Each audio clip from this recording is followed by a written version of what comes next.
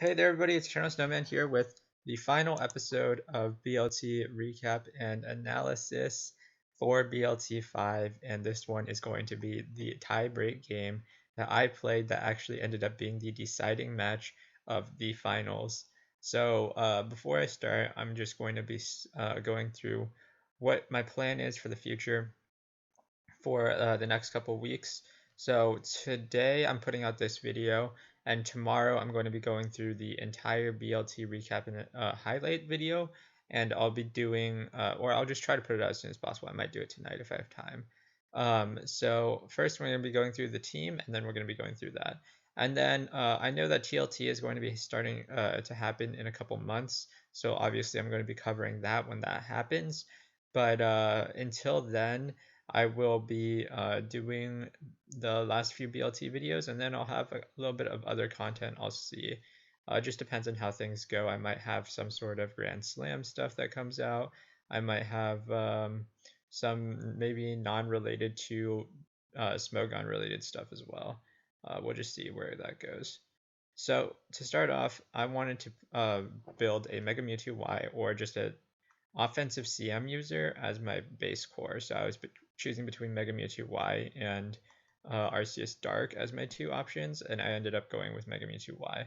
So this set is CM Psystrike Ice Beam Fire Blast is relatively standard for Mega Mewtwo-Y. The EVs make it so that you live in Marshadow Life Orb Shadow Sneak, and it's essentially a very potent balance breaker. Scarf Xerneas chosen. Well, okay, I'll just go through the entire team. I have Pedon as a nice rock setter. Scarf Xerneas helps with the Eviltal matchup. Defensive Ogre is just a good Gloomon and gives you a lot of playing room against a bunch of playing styles. Arceus-Ground, similar as a good Pedon answer, and then Dusk-Mane gives you a win con late game against other like offense teams and stuff like that. So my thought process going into this week was that he was going to bring balance, so Mega Mewtwo-Y would be a good choice. And I also just wanted mons that gave me a lot of playing room, but I didn't necessarily have to have a good matchup going in. I just needed a decent one. So as long as it didn't have like a impossible matchup to win, I felt confident in my ability to play. So I just went with a relatively standard balanced team that gave me options to play against pretty much every team. The only thing I could have been potentially scared of is the webs that could have come out, but it didn't come out, and I was okay against it anyway if it did come out.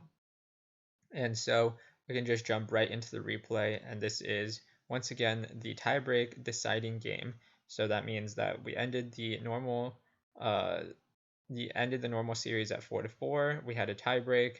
The other two games were played, and the series was 1-1. So whoever won this game won BLT. So let's just jump right into the replay. I'm playing against TRHurricane, also known on by Hurricane69 on Smogon, I believe. He brings a relatively standard balanced team from what it could also be an offense team, but it's more likely to be balanced as Ogre is normally a balanced mon. Also notably, Ogre is first slot mon, so it's unlikely that's going to be a Rest Hawk set. I expect either a mixed Ogre or a CM Ogre set. So he goes ahead and leads off Groudon. I lead Kyogre. Now, I always do this a lot. I do this a lot versus teams because it's very unlikely that you lead Salamence in this scenario because if I lead like anything other than Pedon, it's like not a good thing for him. So Ogre gets at least an advantage versus every other mon. So in the case that he leads Groudon, I either will get information that he's a defensive set because he will Mega or Primal after me because of how speed works, or it will be an offensive set and then I get the weather advantage and then he's forced out. Defensive sets, I'll just Toxic for Stealth Rocks on turn 1 and that's fine. So it ends up that I actually, it is a defensive set, which this is very important to do this turn 1. Because if you think about this way, I'm still questioning whether or not his team is offense. And if it's an offense team, then it most likely is like SR Arceus form, like DD Zygarde or something like that. And it could be a very offensive team with like that type of setup.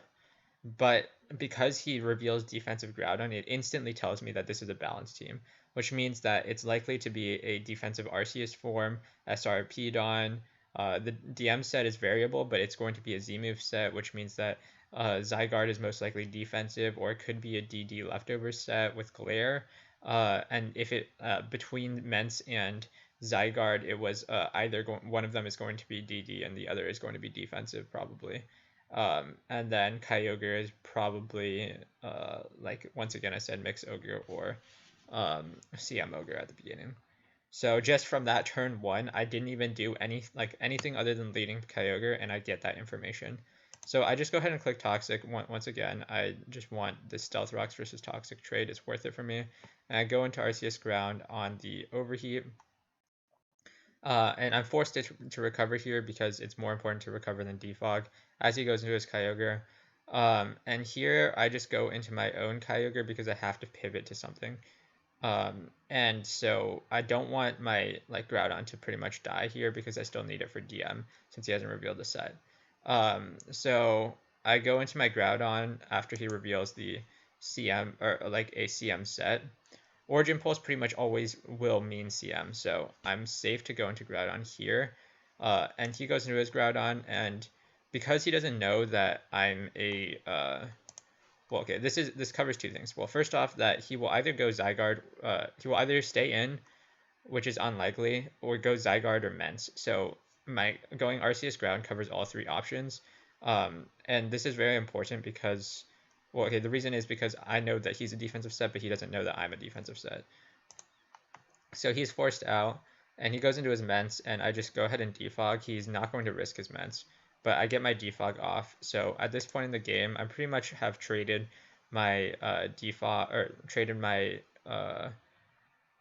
a bit of HP for the Toxic on Groudon, which is worth it a lot for me. So I'm going into my Groudon here as he clicks Ice Beam.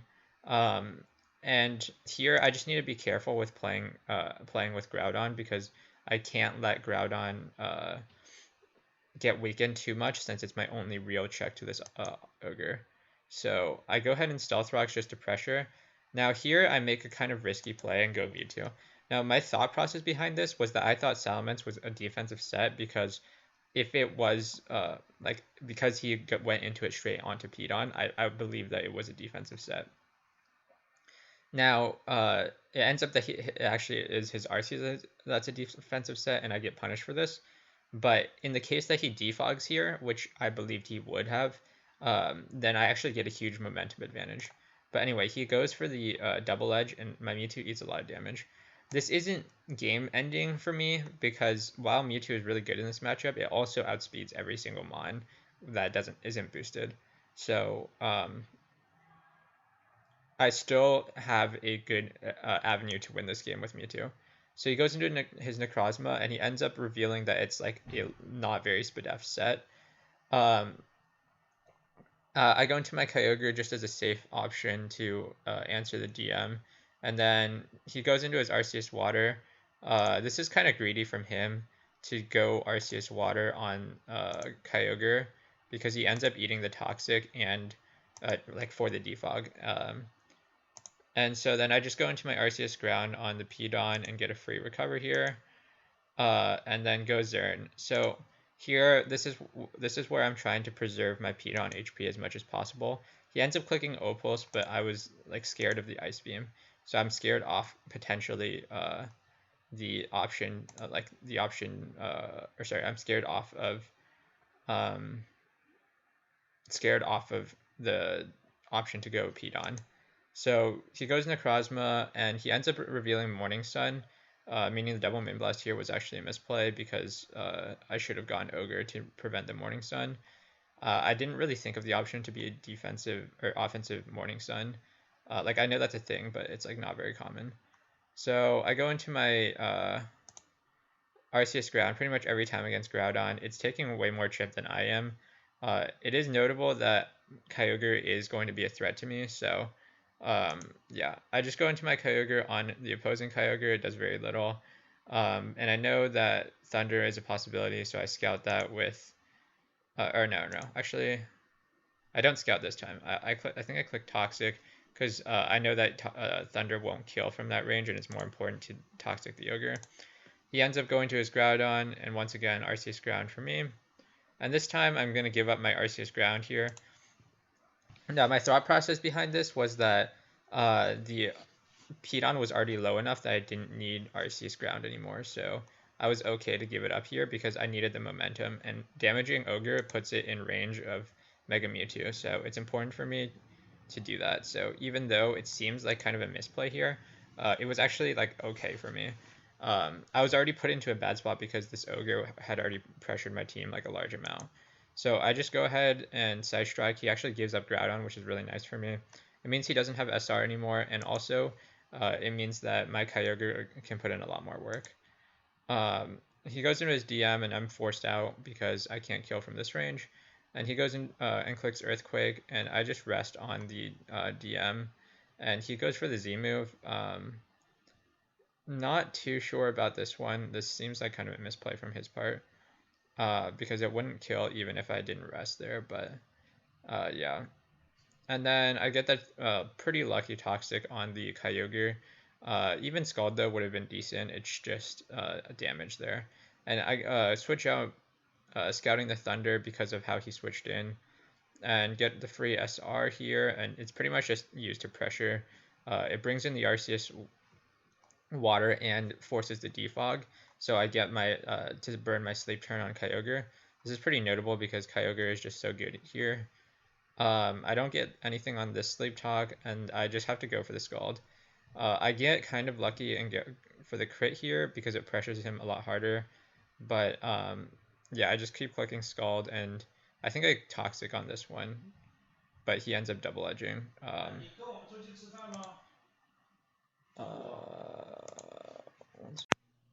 Okay, so sorry about that. So yeah, I think it was kind of a misplay. I think he could have potentially boosted more. I assume his last slot is Facade, but I can't be 100% sure. It could be EQ. So I go into my DM, and this is pretty much a safe play to go for the Sunsteel. I outdamage the Roost, actually. Or on average, I would outdamage the Roost. I believe the average roll is like 53 or something, so I would kill him eventually, even if he stayed in. So then I SD on the Zygarde. Now, this play was potentially risky because he could have glared me, and that would have put me in a pretty bad position, but I was willing to take that risk. So I go ahead and go for the Z move and finish off the Zygarde. This technically wasn't that important for breaking my other sweepers, but it helps open up the game for Piton, as now Piton is pretty threatening to the rest of his team if it's brought in on Kyogre. And so this is exactly what happens. He goes into his Kyogre, and because I think it's like probably a faster variant than my Necrozma, I just go ahead and switch out into my Groudon, and he's this is a relatively safe play because he's almost guaranteed to go for his Water Stab here, Origin Pulse, which he does. So I just go ahead and go for the Overheat here, and this is predicting Mence, but it also pressures everything else. So like if he stayed in for whatever reason, then it would still hit him. If he went to his Arceus Water, it would still pressure him, and same with Mence. And finishing off Mence was relatively important because it was like a high priority mon to kill at this point. So he goes back into his Kyogre, and at this point I just go into my Xerneas, which is no longer useful at this point in the game. I needed it for the weakened Mence, potentially, but that's about it. And then I get to bring in my Piton again, and go for the Precipice Blades, which hits the Arceus. And here I switch out to preserve HP partially, but also to avoid Toxic. If he Toxics, there could be potential mind games there. So then I go into my Necrozma, get off the Rock Polish, and then go for the Earthquake here. Finishes off Ogre. Finishes off the Ogre. It then dents the Necrozma. I end up missing Fire Blast, but then it's okay because I crit afterwards, so it's fine. And so Mewtwo wins the game. So yeah, that's it for this video, or this replay rather. And it's with that means BLT was won for us. So pretty big for me personally. I played really well throughout this entire BLT, probably my best BLT, no, by far my best BLT in terms of performance, individual performance, as I went 5-1. My only loss coming from my mono ice game, which I didn't upload because it was when I was memeing. Um, so I feel really good about this, and also, granted, I didn't play against like the top tier competition I have in the past. I played against MJ as my best, like as the best player, which no knock on MJ, but the rest of the players I feel like were not like up to the same level that like their normal BLT competition would normally be at. I mean, no offense to my opponents or anything, they just were not up to like the past BLT players like Dominatio and Gunnar Rohan and those kind of players that used to play for BLT. But that said, it was still really enjoyable, and thanks a lot to Trace for managing with me, and thanks a lot to all my teammates and everything. And I hope you guys enjoyed this entire BLT season. Technically, it's not over for me yet, as I've got one more video for you guys, and um, I hope you guys enjoyed that one as well. But I'm pretty pumped about winning BLT. So thank you guys for the support, and I'll see you guys next time for more videos and for the recap and highlight video.